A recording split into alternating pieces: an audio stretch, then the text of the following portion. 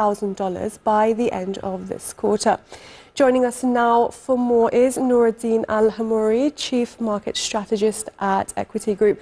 Hi there, Nour. Now, the Nikkei is down over 1% despite the weaker yen. Does this prove that political instability is now outweighing export fundamentals? Good morning, and thank you for having me. The Nikkei falling despite a weak yen tells you that the market is no longer trading purely on export math. It's trading risk premium. A weaker currency normally boosts Japanese equities because exports or exporters basically benefit. But right now, investors are discounting political uncertainty and policy direction. The Bank of Japan is also stuck in a fragile position. Inflation is sticky, wages are rising, and yet tightening policy risks destabilizing growth and the bond market. So equities are being repriced for uncertainty, not just basically fundamentals. Japan is shifting from a currency story to a confidence story. And when, of course, politics enters the equation, FX tailwinds stop being enough. Meanwhile, gold just saw its biggest jump since 2008 following that historic slide last week. Is this pure fear trade or a loss of faith in the dollar? This isn't just a fear trade. It's more of a structural than that. Gold rally reflects a broader hedging behavior against monetary credibility.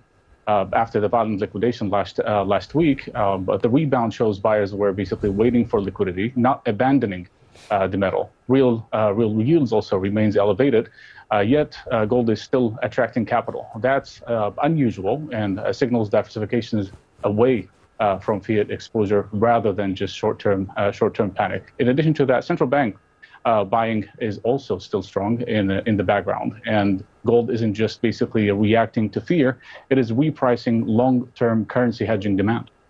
And something investors haven't been gravitating towards, Bitcoin is up the past 2 days, surging above 76,000. Are we seeing a genuine breakout or just another bull trap?